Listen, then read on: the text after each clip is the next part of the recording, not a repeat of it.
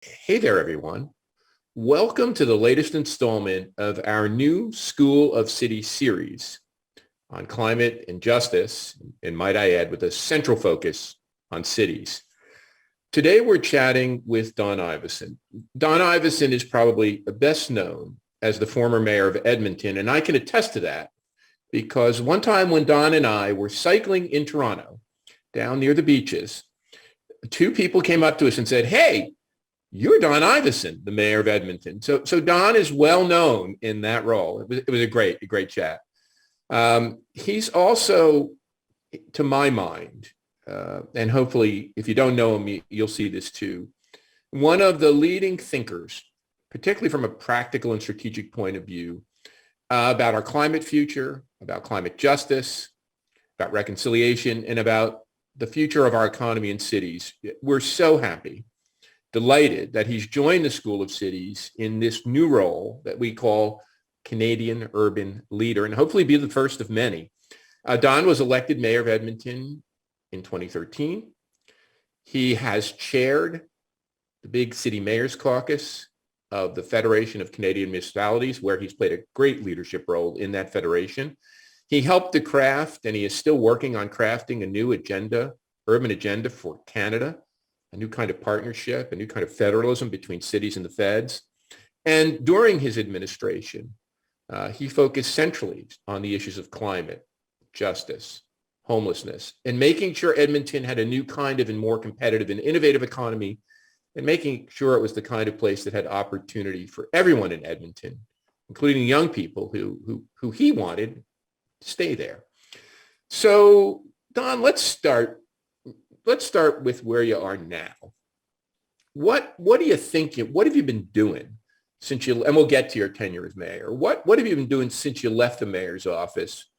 What are you passionate about these days? Well, I was saying I was decompressing for a while, and then somebody described a similar journey as detoxifying, which after the last couple of years in particular, I think is a fair description of what I've been trying to do since October 26th, when our new mayor and council were sworn in. And I remember sitting there in City Hall, distanced, masked, at the sort of orderly transition of power, thinking democracy is an extraordinary thing, and feeling a tremendous sense of relief as that burden shifted to my good friend, Mayor Amarjeet Sohi, when they put the chain of office on him. And so I've been trying to reflect and incorporate, some learnings. And I realize I'm still actually a ways away from making meaning and sense of what particularly the last 8 years as mayor, 14 years at City Hall, the 2 years of the pandemic, 5 years with the Big City Mayors. I'm still unpacking a lot of it. So I'm doing a lot of reflecting, doing a little speaking coming up, and this opportunity with the School of Cities, which I'm really grateful for, will, I think, also give me an outlet to distill some of the learnings that I have after all of this experience into something that might be useful and relevant to emerging leaders, to scholars interested in cities, to civil society leaders and business community leaders who want to make things better. So I've been trying to figure out how to take what I've learned and package it up, make sense of it, and give it back. So I've been doing a lot of that. The School of Cities opportunity is going to be pivotal in that. I've got a few different consulting gigs going, providing some advice on everything ranging from climate infrastructure to smart city procurement, to housing, doing a little volunteer work with Tim Richter's great organization, the Canadian Alliance to End Homelessness. I've joined their board to keep up that work that I have a passion for, to try to end chronic homelessness in this country, which is now a national priority, thanks to the federal government's leadership, responding to the call from the mayors. And other voices. So I'm keeping busy, all to say, but I'm still on, if I'm honest about it, I'm still decompressing and detoxifying a little bit after many years in the public square. One of the things you've talked about in the past, and I know your mayor terms were noted for, and the city's noted for, is this idea of a carbon budget.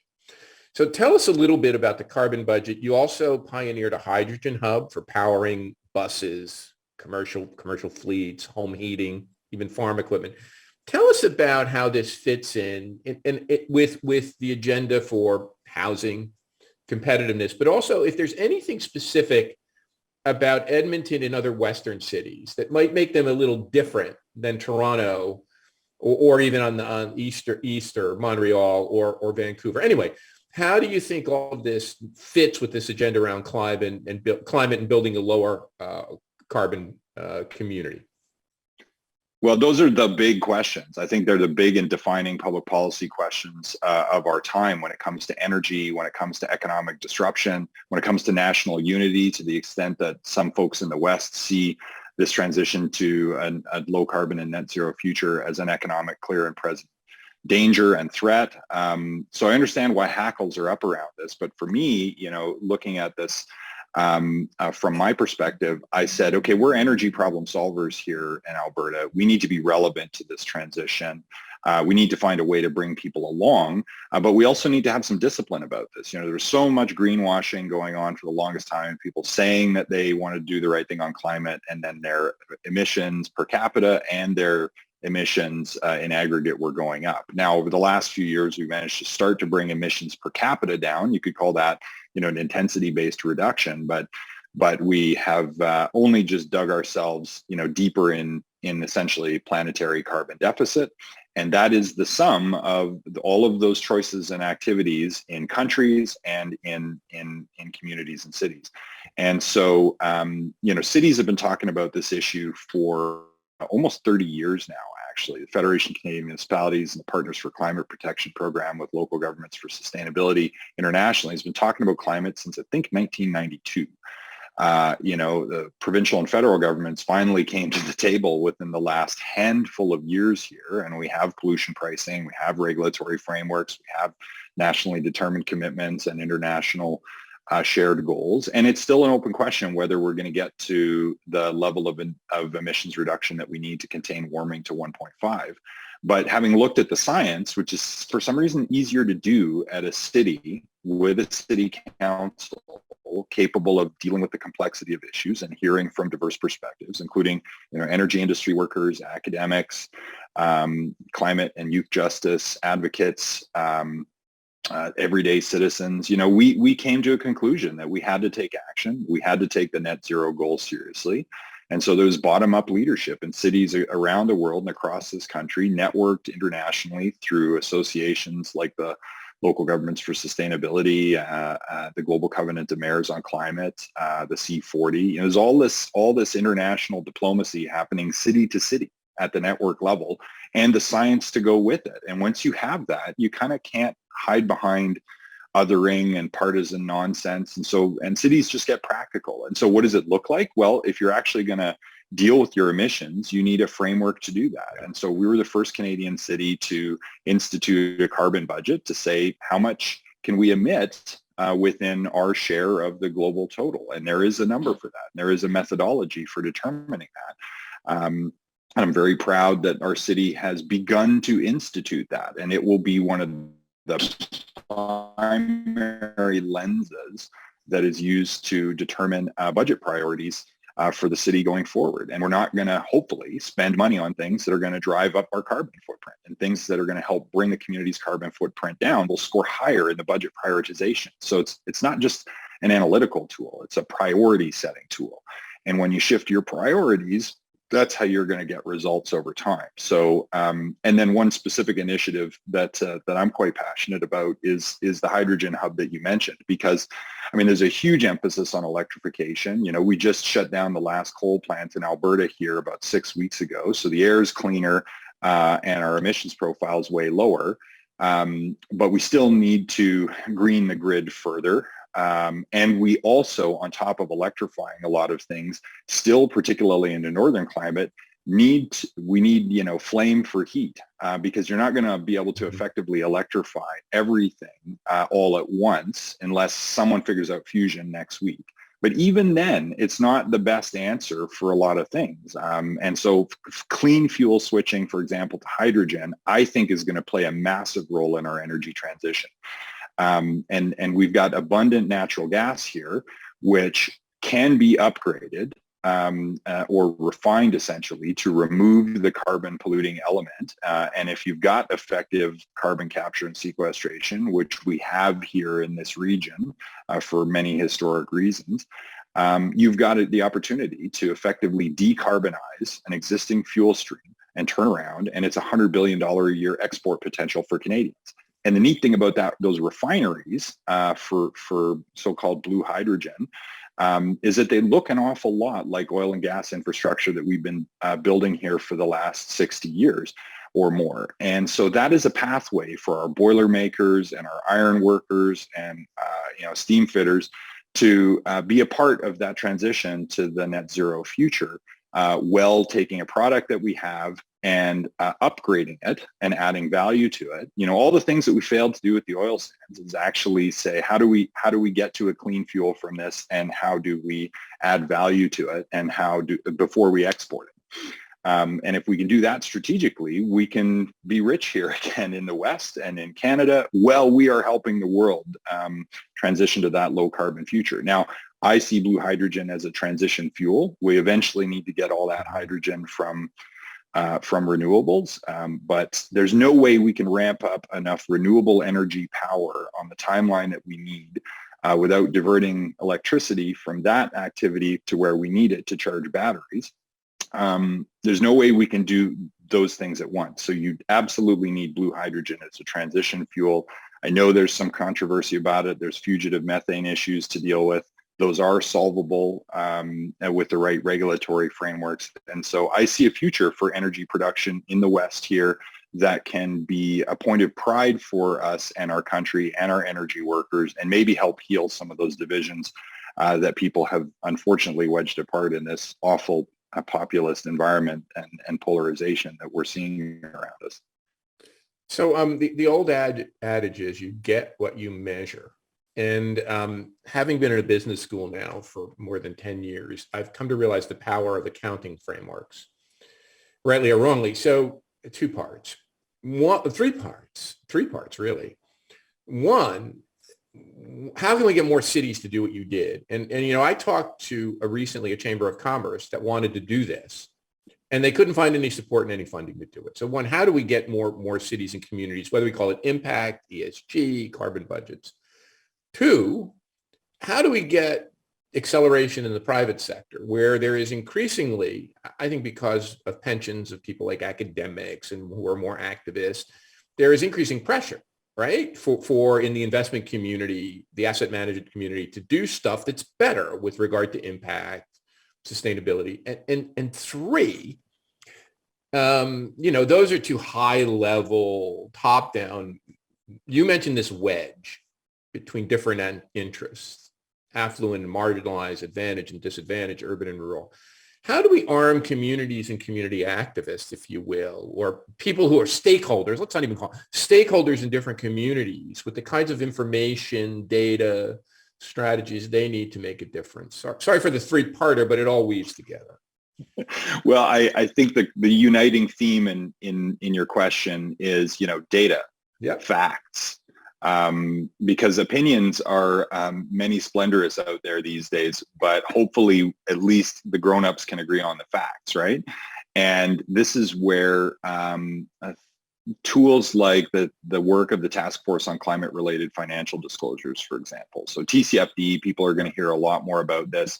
It's been private sector driven, but our friend Mayor Bloomberg is, chairing this task force that started coming out of asset managers trying to figure out how the private sector should report and disclose on climate risk. So in addition to just a sort of carbon pricing exposure market signal, all of the risks, particularly the risks of not dealing with climate change, because that's an impairment to shareholder value. And so that's just another way of saying, we're in a lot of trouble if we don't deal with this, investors. And if investors can get mobilized, a la Mark Carney's change theory, then the money starts to move and the conversation changes. And then if the business community and the serious capital opinion leaders in a community and in a country and in the world are all pulling in a certain direction, which they now are, then that pulls the conversation forward from an economic standpoint.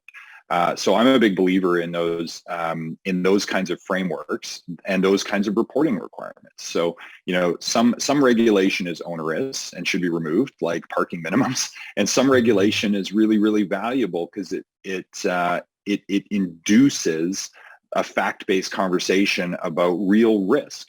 And then from that, naturally, you're going to find what are the opportunities that arise. So for the municipal sector specifically, there is a broad conversation happening about TCFD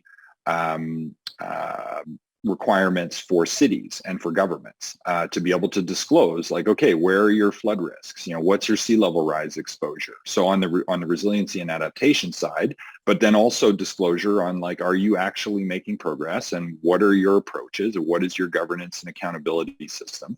And then once you've got a sort of at least a national, if not a global framework for these things, you can measure places against each other. And if you're underperforming against that, you can be held accountable by investors or by citizens or by activists, or you can equip the next city councilor or mayor with an argument to be made based on facts and a theory of change for how things could be better and an economic imperative for it. And I think it's not all about the economy, stupid, but if you can't make an economic argument for energy transition, you're easily dismissed by the sort of the status quo powers that be. But if you can help convince the powers that be that there is a better future, or at least a lower risk future, then you can raise the level of debate about things like energy transition, hydrogen, net zero, even in Alberta. And those kinds of fact-based discussions and international frameworks for knowledge exchange that are comparable, applied at the local level and place-based economic development strategies, actually move the wheel fast enough to get us to our 2030 and 2050 goals? I don't know. I hope so. I think, and let me put it this way. Al Gore spoke to a bunch of mayors at Jerry Brown's climate summit in 2018. And he put it really elegantly. He said, I know this is frustrating. I know it feels like this is moving slower than you can handle. But he said, think about every major social and civilizational change that has set forth and impacted us. And they all moved slower than you could stand until all of a sudden they moved faster than you could have ever imagined. I actually think we're at that inflection point with climate and with investment and with reporting and with accountability. And so, buckle up. I think it's going to be quite a ride. And Don, we're at the same point. If you think about what's happened over the past couple of years with Black Lives Matter, the movements for economic and social equity, the growing concern over inequality, over segregation, all of the balkanization of our communities. You mentioned the word gated communities. I think the same is true for these debates over justice. And so I know this is something that you care about really deeply. You mentioned competitiveness, you mentioned innovation, you mentioned the economic and resource transition, you mentioned climate, but I know there's this other piece that is part of all of them that you're concerned about, which is justice broadly. And with regard to race, ethnicity, class, and also with regard to reconciliation in Canada's Indigenous community. So I know it's a big area, big important thing. Why don't you reflect on that for a moment for all of us? So I think we're handling at least two, if not, three massive changes.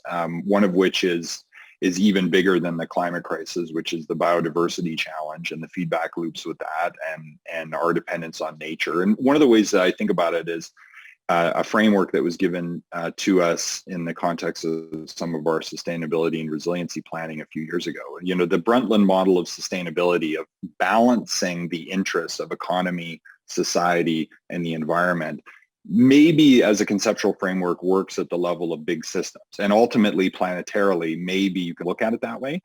But balancing dynamic systems is kind of like spinning plates. Like, it's really, really hard to do. And it doesn't work at the level of units of systems, right? So I realize what I've just said is really esoteric, but let me translate it to, that's the point, is it's kind of hard to wrap your head around. The framework that really resonated with me, that is actually entirely consistent with the old knowledge, that the traditional knowledge of this place, Amiskwaciwaskahigan, which is the Cree word for Beaver Hills House, which we now call Edmonton sometimes.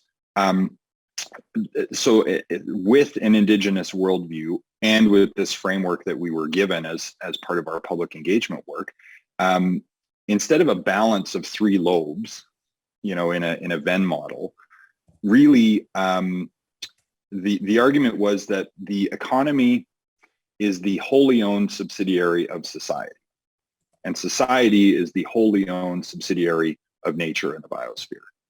And you have to think about, you cannot deplete or borrow or go into deficit against those kind of parent companies or holding companies, if you want to put them in those terms, or those natural systems, those bigger systems that support us. And our economy has been mining from our society through exploitation. And that exploitation is made worse by structural racism. And so the perseverance of inequality and injustice that is based on not on merit, but on factors of external appearance or point of origin or thickness of accent. All of those things are actually an impediment to the kind of economy that we need to build. And they're unjust. So not only is there an economic argument, there is a broader human argument that I think people are finding new ways to express, new tools to make the point online, and that there is now a global conversation about that. And it is changing, and it must change. And that is happening within the context of a planetary-wide overdraw on not just our atmospheric carbon system, but also the biosphere.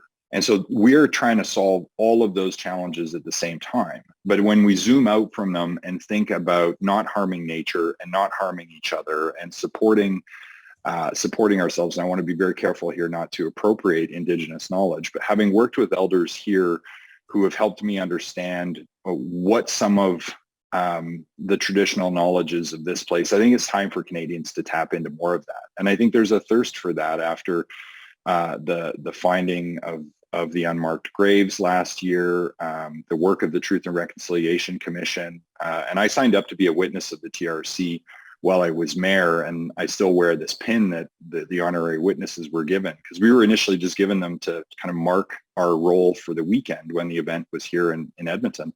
And many of us decided, a Wob Canoe and about 100 other prominent Canadians decided, we need to keep wearing these because reconciliation is going to take longer than a weekend. And so it's a daily reminder for me when I put it on that we have to tend to the chronic and longstanding injustices in this country faced by Indigenous people, while solving for climate change, while building globally competitive Canadian cities, while solving for housing affordability, while transitioning to a low carbon future. So it's a lot to do, but in my experience, mayors and good city councils can juggle all of that. And they have to, because those are all of the things their citizens are demanding. And the voices, particularly of young people demanding that we fix all of that, do make a difference at City Hall, in my experience. And so that's finding expression, because if you can't get heard at your provincial legislature and you don't feel heard in the national or international context, focus on your city, focus on your town, focus on your county, and then run for office and go and try and pull the levers yourself. So I hate to say this, but I must. These divisions, if you will, these cleavages of race and class and ethnicity and born in Canada, born elsewhere, not only affect our politics in a progressive or forward-looking or framework for equity and justice, as we've seen with, say, the Black Lives Matter protests, they cut the other way. And Canada likes to think itself immune from these pressures sometimes. But as I always remind people, the original modern populist, Rob Ford, it wasn't Donald Trump. The playbook, if you will, for Donald Trump, not whether he read it or probably didn't read it, came from Toronto. And it wasn't the white working class alone. It was new immigrants and new Canadians and other groups, ethnically diverse groups that provided part of the Ford coalition. But I think more to the point, the big wake-up call for Canada, I think, has to be the truckers' convoy protest. I mean, it may look like a small thing, but in many ways, it's kind of a big deal and a signal for more to come. And it's not just only the white working class. It was a very different group of people. So anyway, this is something I find myself thinking about a lot.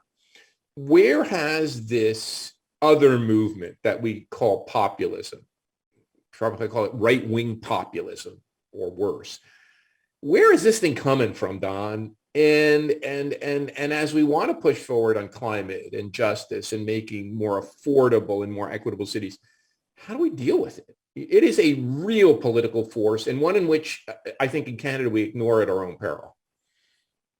I agree, and I think I've been guilty of the kind of exceptionalism that we Canadians indulge in a lot, which is like, that can't happen here. But you're right. We saw a prototype version of this in Toronto, but there was just a generic anti-elite sentiment there. But what you begin to see is othering, right, and black and whiting, and the militation of anger in the public square to divide. And the challenge with this always has been eventually hatred and anger loses because it cannot be sustained indefinitely. It doesn't play out. And eventually it is countered by other forces, and there are lots of folks like Rutger Bregman, if I got his name right, wrote Humankind and about how overall eventually love wins, right? So I'm trying to maintain some hope here, that whether it's the counter protests or whether it's the broad condemnation in the public square by diverse voices, save some MPs who've decided to ally with this thing for reasons that I don't think are, they're on the wrong side of history here. I see that, but I also see this pretty black and white. I recognize how angry, how outraged, how disturbed, how contemptible this seems, and so we're in a very pitched time with what we're seeing here now. I don't think I'm the best person to answer why this is happening. I'm thinking about it a lot, but I feel like I'm honestly too close and too angry. I think one of the best Canadian voices on this is Dr. Amarnath Amarasingam, who's been writing about this in the Globe and tweeting these threads that just help dispassionately unpack how populist movements work and the rise and fall of them and what to watch for. And by the way, how they come on the left and on the right. This is not simply a species of the right, though it does manifest subtly differently on the far left. But essentially, we're talking about radicalization, and we're not immune to that here. So I'll just say that I'm not going to try to unpack where it's coming from. I guess. Well, I could tell you stories about getting counter-blamed, right? Like you get gaslit back because you call it out and then people criticize you for adding to the division, right? And so this kind of a crazy making for leaders. And I have tremendous empathy for all of our leaders who are grappling with this right now, the very, very tough calls that they're making. But I do think the antidote, besides very, very measured leadership on this, is you don't want to give the populists the provocation that they're looking for, right? They're trying to pick a fight. 100%. And so you got to not give them, turn every cheek on your body. You got to have some boundaries too, right? You got to maintain the rule of law, because this is one of the only things that in Canada is, we're no longer a low-cost jurisdiction, right? So rule of law and certainty that you can do business with us and that your goods are going to get to market is critical. So you can't tolerate economic blockade. You can't tolerate lawlessness. You can't tolerate, the infiltration of a city with a slow-rolling insurrection. So, you got to establish some boundaries here too. So, I mean, it's been tough to watch. I'm glad I'm not having to make the calls. Like I said, I have tremendous empathy for the folks who are having to do that.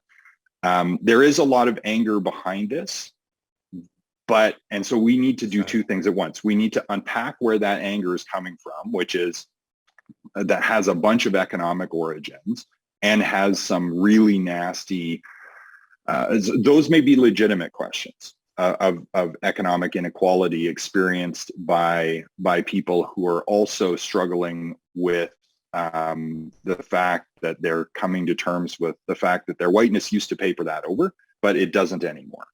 And then that you can have a set of policy responses to, or you can have an angry, race baiting kind of provocation, anger stoking response to. And right now, that's what very bad actors are using to exploit those underlying questions of economic participation and cultural disruption that are happening right now. So maybe that was unavoidable. I'd like to think it could have been avoided. I don't know how, but we have to deal with it now. But the good news is the anger burns out.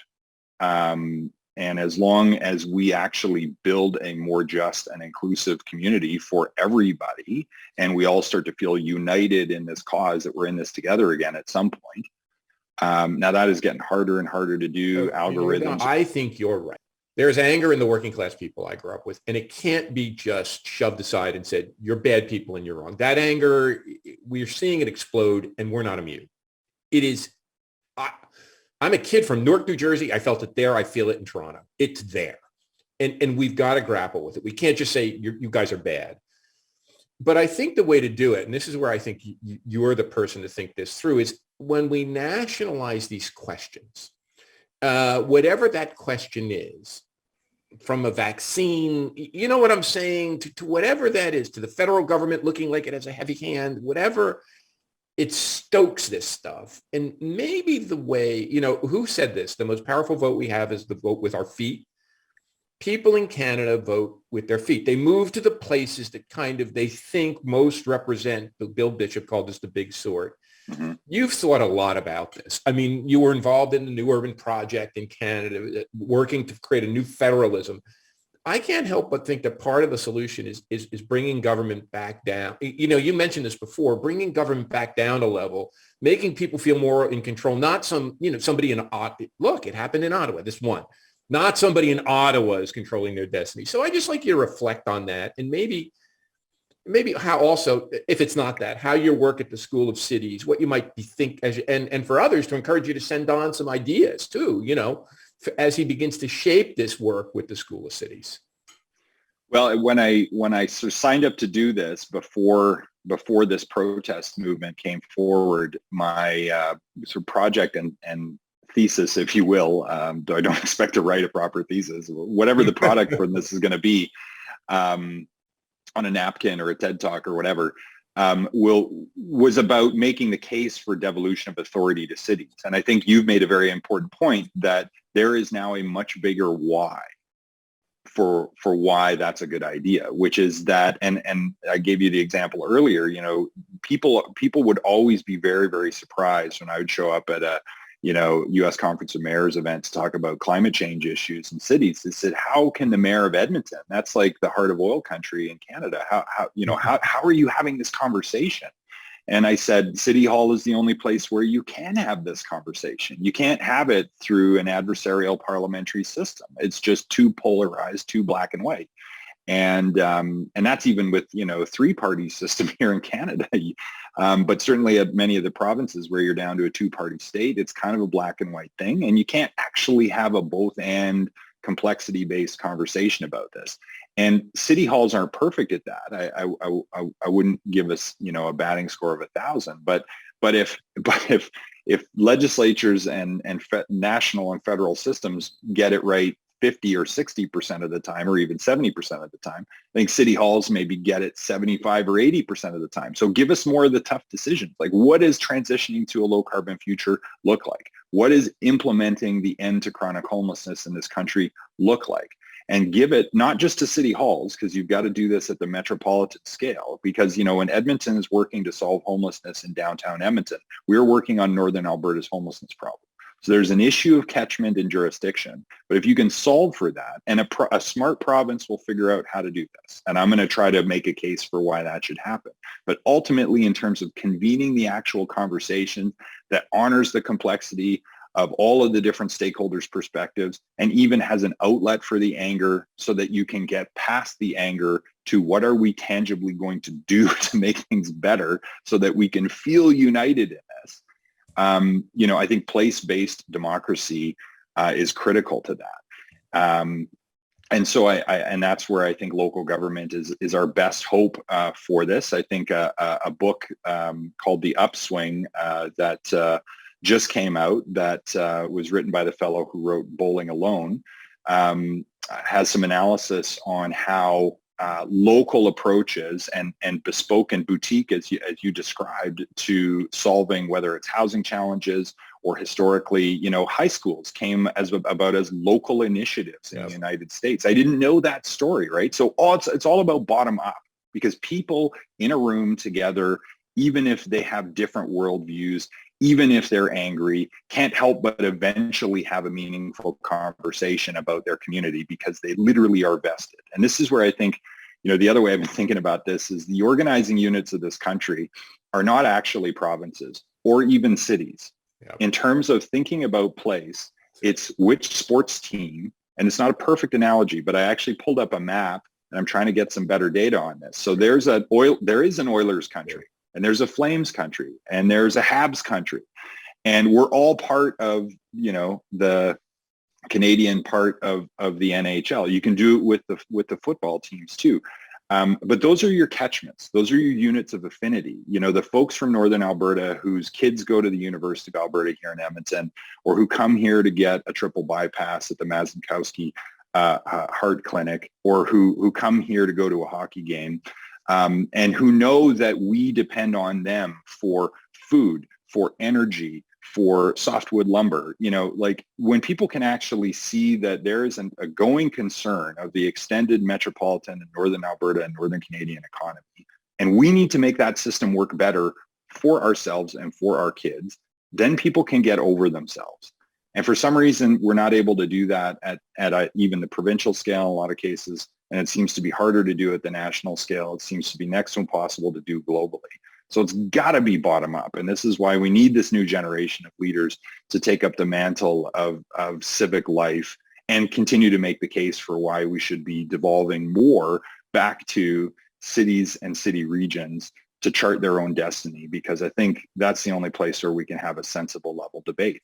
And for folks listening in, watching, this idea that Don's mentioned a couple of times of place-based policy is the most important idea in urban development, I would say, an economic policy that I've seen in my career. And the shift is there. Don and other mayors in Canada have led this effort with what was called the New Urban Project. It's had New Urban Agenda, many names, to recast this relationship between the feds and the provinces and shift power down to the cities.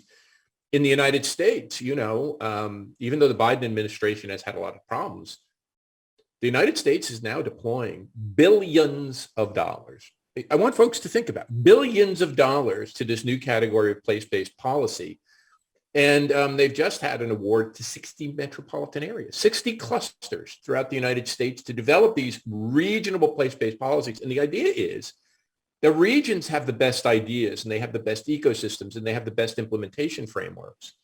Many of those are about sustainable development and sustainable energy and high-tech futures. But one of them in the Dakotas and Wyoming is about equipping the indigenous community to build better businesses and innovation. So it's a wide range. But the idea is that you can use national resources, but not dictate, plug them into local programs and projects. And look, this is the future. So Don, tell us, Don, you've mentioned place-based policy a number of times. Tell us a little bit more about what you mean by that and how you might see trends in Canada and the U.S. emerging around that idea. Well, I do think we're seeing it at the regional context with the Edmonton Metro Region Board, the Winnipeg Metro Board, the pressures around the GTA to think about regional systems differently. I think there's a natural organizing pressure there happening in Canada around these regional systems. I think the federal government's reorganization of the regional economic development agencies presages this. So I think both from the top and from the bottom, I think the gap's actually narrowing. Again, I think a province that figures this out first will win in the game of confederation on all measures. But I think your point about what's happened in the United States is great. I think that is my hypothesis is that approach is going to be successful, and they're going to eat our lunch if we don't at least catch up or try to figure out how to do it better, which culturally I think we're hopefully equipped to do. Jurisdictionally, maybe not so much the way the Constitution is currently structured, but the architect of all of that is our friend Mayor Pete Buttigieg, who is the transportation secretary and Mr. Infrastructure in the United States. So there is a guy in that cabinet who is the smartest mayor I've ever met. And knowing that Pete is in there trying to run that game, I know it's going to be successful. So we need to do that in Canada. We need to catch up. It's not just Pete and continue. It's Mitch Landrieu. Oh, yeah. On the question of race, is probably the smartest American mayor. It's Mitch Landrieu. Jennifer Granholm, who's at Energy, the former governor of Michigan, and Gina Raimondo at Commerce. You're dealing with, it's interesting because I don't think this happened by plan. I don't think the Biden administration, to be honest with you, is that smart. It happened by kind of political good fortune. And you mentioned Mayor Pete, but there are 4 people in that cabinet who could push for this. So I didn't mean to interrupt. Continue. Yep. I just wanted to add that definitely. fact. Definitely. And this is not a pitch for mayors to be in federal cabinet, because it doesn't work that way here in Canada. You just get appointed. But I do think those sensibilities, everything we were just talking about, is now driving the agenda of that country. And if that is part of their upswing, part of that turnaround, then we got to get on that train. Otherwise, the United States is going to leave us behind in that approach. So we need to find the Canadian interpretation of that and move quickly with it. And that's part of the case I want to make with the School of Cities. So thanks for the platform to do that. And thank you, Don. Thank you for being part of our new school, being our colleague. Thank you for all you've done in Edmonton. Thank you for all you've done for this country, because, you mentioned Mayor Pete. I can't think of another mayor who's as smart as you on these issues of place-based, carbon, but I think importantly what you focused on, this idea of a new federalism and devolution, and why we need to do that. Thanks to my colleagues at the School of Cities, Karen and everyone here for helping us build the school and make this possible. I'm just delighted. I couldn't be more delighted to be a part of this. And thanks all of you for tuning in.